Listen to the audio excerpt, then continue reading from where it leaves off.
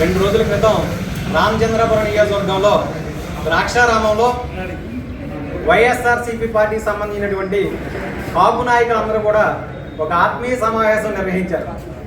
ఆ సమావేశం పెట్టినప్పుడు మేము అంతా ఏమనుకున్నామంటే వైఎస్ఆర్సీపీలో ముఖ్యమంత్రి అభ్యర్థిగా కాపులను ఎవరైనా ప్రకటించడం కోసం వీళ్ళ కార్యాచరణ రూపొందించడం కోసం ఈ సమావేశాన్ని ఏర్పాటు చేశారని చెప్పి మేము భావించాం. తీరా చూస్తే వాళ్ళు పెట్టిన సమావేశం యొక్క ముఖ్య ఉద్దేశం ఇవాళ కాపులందరూ ధైర్యంగా చెప్పుకునేటటువంటి నీతి నిజాయితీగా ఈ రాష్ట్రాన్ని ముందుకు తీసుకెళ్తూ డిప్యూటీ సీఎంగా అత్యంత సమర్థవంతంగా పనిచేస్తున్నటువంటి పవన్ కళ్యాణ్ గారిని టార్గెట్గా చేసుకుని ఈ సమావేశాన్ని పెట్టారని చెప్పి తెలిసి మేము ఒక్కసారి దిగ్భ్రాంతి చెందాం.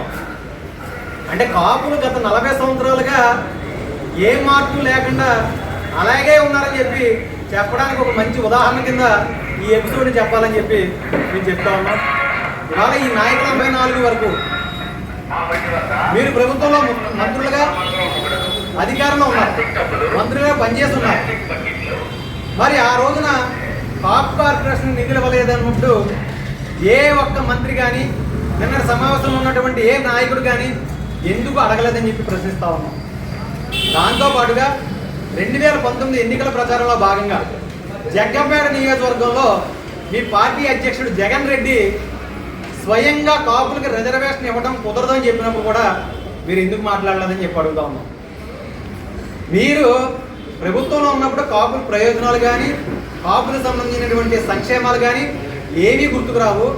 అధికారం పోయిన తర్వాత రాజకీయ నిరుద్యోగంలో వచ్చిన వెంటనే కాపుల మీద ఎక్కడ లేనటువంటి ప్రేమ కానీ బాధ్యతలు కానీ మీకు గుర్తుకొస్తాయి. పవన్ కళ్యాణ్ గారు ఏమి మోసం చేసి ఎన్నికల్లో ప్రచారం చేసి జనసేన పార్టీ అధికారంలోకి వస్తుంది లేదా జనసేన పార్టీ అభ్యర్థిగా నేను బాధ్యతలు స్వీకరిస్తున్నాను ఆయన ఈరోజు చెప్పలా. ఎన్నికల ప్రచారంలో ఎన్డీఏ కూటమి తరఫున పనిచేశారు.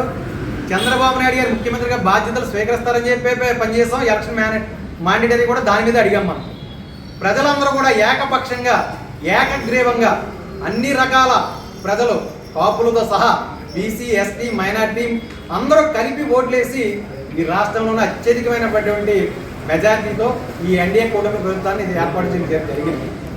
ఇది గమనించి కూడా ఇవాళ పవన్ కళ్యాణ్ గారిని ఒక కులానికి పరిమితం చేయాలని, ఒక కుల నాయకుడిగా ముద్రించాలని, కులాల మధ్యన కుంపటిని పెట్టి చలి కాకునేటువంటి ఆలోచనతో మీరు ఏదైతే చేస్తూ ఉన్నారో అది నిసిగ్గుగా మేము ఖండిస్తూ ఉన్నాం. దయచేసి మీకు నిజంగా కాపుల మీద అభిమానం ఉండి కాపులు బాగుండాలని కోరుకుంటే కనుక ఇవాళ మన నాయకుడు మనందరం కూడా సగర్వంగా చెప్పుకునేటువంటి నాయకుడు, నీతి నిజాయితీకి మారుపేరు, సాక్షాత్ భారతదేశ ప్రధానమంత్రి స్వయంగా ఆయన గురించి మాట్లాడినటువంటి మాటలు పార్లమెంటరీ సెంట్రల్ హాల్లో ఈ తుఫాన్ అని చెప్పి పవన్ కళ్యాణ్ గురించి మాట్లాడిన వ్యక్తి మన జాతి నుంచి ఆ స్థాయికి వెళ్ళి దేశ ప్రధానితో పొగడబడినటువంటి వ్యక్తి పవన్ కళ్యాణ్ గారు. అలాంటి వ్యక్తి వెనకాల మీరు నడవలేనప్పుడు అన్నీ మూసుకొని ఇంట్లో కూర్చోండి. అంతే తప్ప బురద జల్లి అతని స్థాయిని తగ్గించే ప్రయత్నం చేస్తే కాపులు ఎవరు ఇప్పుడు ఇంతకు ముందులాగా అజ్ఞానంతోనూ అంత పరిపక్వత లేకుండా లేరు. మీరు ఇంకా ఆ స్థాయిలో ఉండిపోయారేమో కానీ ఇవాళ చాలా ఎడ్యుకేటెడ్గా ప్రతిదీ కూడా గమనిస్తూ ఉన్నారు. మీరు ఆ విషయాలని పరిగణలో తీసుకొని మీరు ఏదైతే కాపులను విడదీసి రాజకీయం చేయాలనుకుంటా ఉన్నారో అది జరగని పని చెప్పి ఈ సందర్భంగా తెలియజేసుకుంటూ మరొకసారి ఇలాంటి సమావేశాలు పెట్టి ఈ సమయాన్ని పాడు చేసుకోవద్దని చెప్పి ఏదో పలుకుతూ మీరు ఏదైతే కాపు కార్పొరేషన్ గురించి మాట్లాడి ఉన్నారో గతంలో ఆ రోజున 2014 నుంచి 19 వరకు ఎన్డీఏ కూటమిలో ఉన్నటువంటి ఆ రోజు ప్రభుత్వం 100 కోట్లు కేటాయిస్తే 1000 కోట్లకి మీరు డిమాండ్ చేసినటువంటి మీరు ఆ రోజున ఆ గవర్నమెంట్లో ఉన్నటువంటి చంద్రబాబు నాయుడు గారు మరొక 400 కోట్లు కేటాయించి 500 కోట్ల మొత్తం మీద కాపు కార్పొరేషన్కి ఇవ్వడం జరిగింది. మరి 2019 నుంచి 24 వరకు మీ ప్రభుత్వంలో కాపు కార్పొరేషన్ సంబంధించి ₹1 ఇచ్చారని చెప్పి అడుగుతున్నాం. కనీసం కాపు కార్పొరేషన్ చైర్మన్గా ఉన్నటువంటి జగ్గంపూడి రాజాకి ఒక కాపు కార్పొరేషన్ ఆఫీస్ కూడా లేనటువంటి పరిస్థితి ప్రజలందరికీ తెలుసు.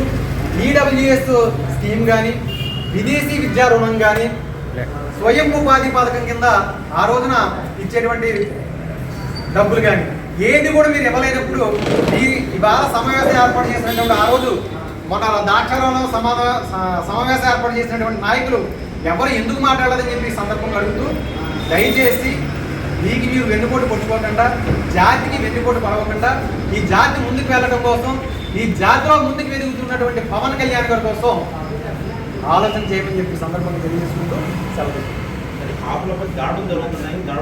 దాడులు జరుగుతున్నాయని చెప్పి ఇవాళ మాట్లాడుతున్నారు. 2019 నుంచి 2024 వరకు ఎన్ని దాడులు జరగలేదని చెప్పి మేము ప్రశ్నిస్తూ ఉన్నాం. ఆ రోజున ఎవరు మాట్లాడలేదు ఏమండి?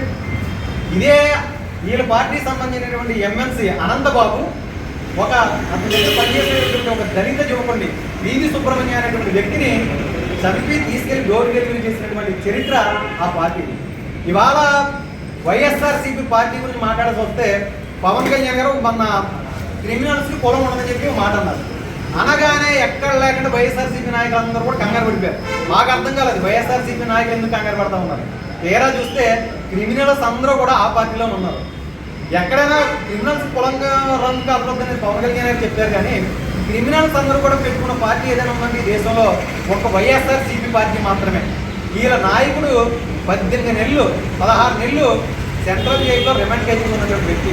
ఈడీ యాక్ట్లు కానీ, మనీ లాండరింగ్ కేసులు కానీ, అలాంటి నాయకుడి కింద పనిచేస్తూ ఆ నాయకుని ముఖ్యమంత్రి కోసం పనిచేయడం కోసం పనిచేస్తున్నటువంటి వీళ్ళు నాయకులు అసలు టాప్ నాయకులు అని చెప్పి మేము ప్రశ్నిస్తా ఉన్నాం. ఇవాళ ఈ 2 సంవత్సరాల్లో ఎక్కడ దాడులు జరిగినా, ఒకవేళ ఇన్కేస్ శాంతి భద్రతలు ఒకవేళ జరిగిన ఇమీడియట్గా దాని మీద యాక్షన్ తీసుకోవడం కానీ, ప్రభుత్వ పరంగా స్పందించడం కానీ, హోమ్ మినిస్టర్ కానీ, మీ ఉప ముఖ్యమంత్రి పవన్ కళ్యాణ్ గారు కానీ వెంటనే స్పందించి దాని మీద యాక్షన్ తీసుకోవడం అనేటువంటి విషయాలు ప్రజలందరూ గమనిస్తూ ఉన్నారు. ఒక్క వైఎస్ఆర్సీపీ నాయకులు తప్ప.